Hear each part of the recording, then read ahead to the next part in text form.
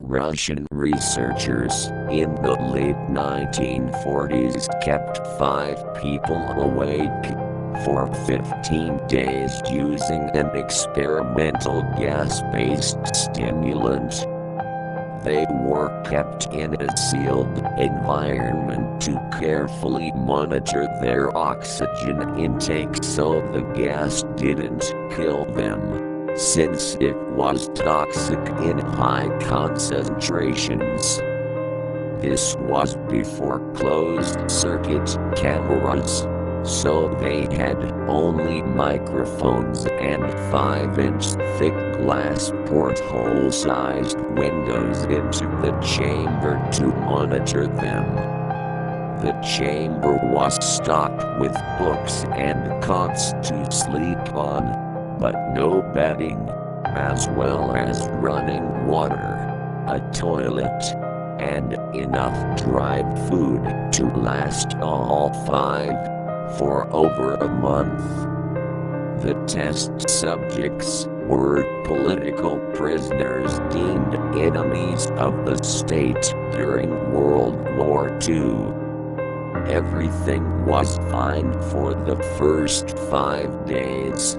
The subjects hardly complained, having been promised, falsely, that they would be freed if they submitted to the test and did not sleep for 30 days.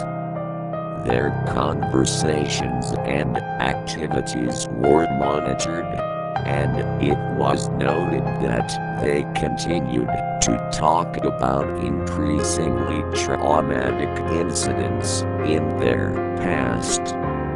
The general tone of their conversations took on a darker aspect after the 4-day mark.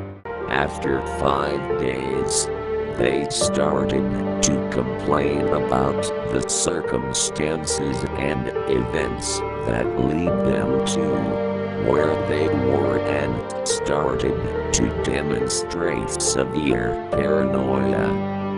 They stopped talking to each other and began alternately whispering into the microphones and one-way mirrored portholes.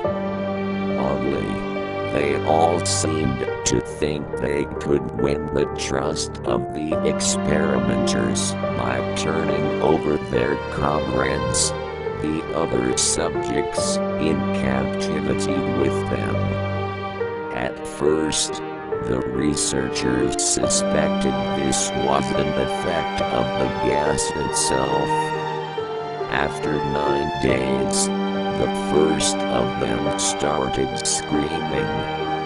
He ran the length of the chamber repeatedly, yelling at the top of his lungs for 3 hours straight, at which point he continued attempting to scream, but was only able to produce occasional squeaks. The researchers postulated that he had physically torn his vocal cords. The most surprising thing about this behavior was how the other captives reacted to it, or rather, didn't react to it.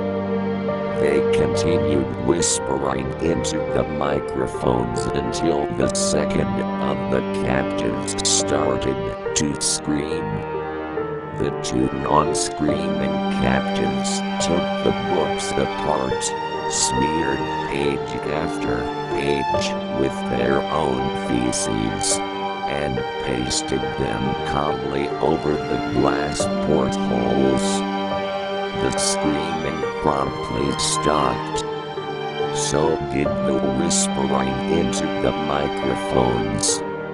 After 3 more days passed, the researchers checked the microphones hourly to make sure they were working, since they thought it impossible that no sound could be occurring with 5 people inside. The oxygen consumption All five must still be alive. In fact, it was the amount of oxygen five people would consume at a very heavy level of strenuous exercise. On the morning of the 14th day, the researchers did something they said they would not do to get a reaction from the captives. They used the intercom inside the chamber, hoping to provoke any response from the people they were afraid were either dead or vegetables. They announced, "We are opening the chamber to test the microphones. Step away from the door and lie flat on the floor or you will be shot. Compliance will earn one of you your immediate freedom." To their surprise, they heard a calm voice respond in a single phrase, "We no longer want to be freed." Debate broke out among the researchers and the military forces funding the research. Unable to provoke any more response using the intercom, it was finally decided to open the chamber at midnight on the 15th day. The chamber was flushed of the stimulant gas and filled with fresh air, and immediately, voices from the microphones began to object. 3 different voices began begging, as if pleading for the life of loved ones, to turn the gas back on. The chamber was opened and soldiers were sent in to retrieve the test subjects. They began to scream louder than ever, and so did the soldiers, when they saw what was inside. 4 of the 5 subjects were still alive, although no one could rightly call the state that any of them in life. The food rations past A5 had not been so much as touched. There were chunks of meat from the dead test subjects' thighs and chest stuffed into the drain in the center of the chamber, blocking it and allowing 4 inches of water to accumulate on the floor. Precisely how much of the water on the floor was actually blood was never determined. All 4 surviving test subjects also had large portions of muscle and skin torn away from their bodies. The destruction of flesh and exposed bone of their fingertips indicated that the wounds were inflicted by hand, not with foot, as the researchers initially thought. Closer examination of the position and angles of the wounds indicated that most, if not all of them, were self-inflicted. The abdominal organs below the ribcage of all 4 test subjects had been removed.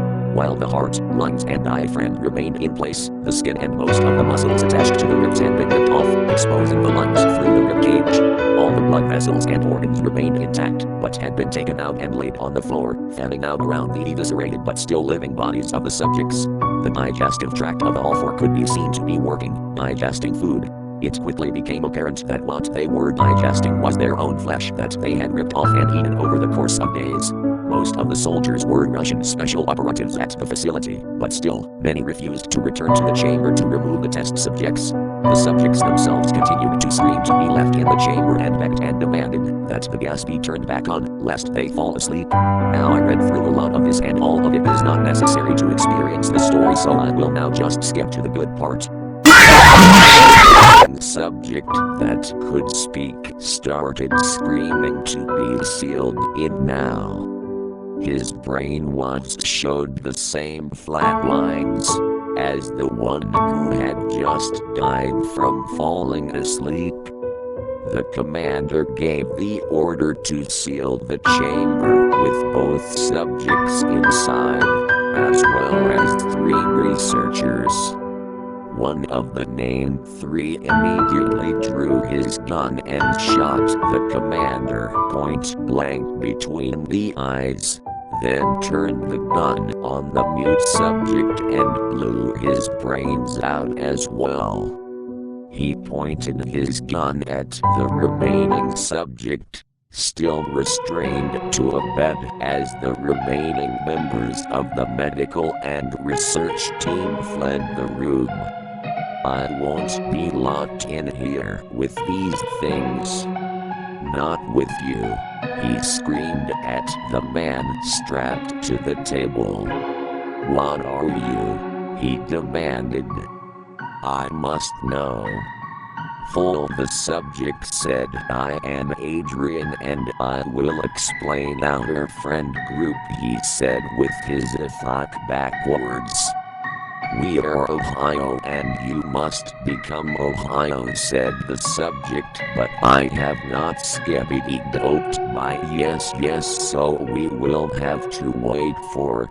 Now the researcher paused. Then he said, if I get you the chicken from Steve, will you stop the Ohio purge from happening? The subject agreed and started straight up jorking it. And then, in the flash of an eye, he was gone, never to be seen again. The end.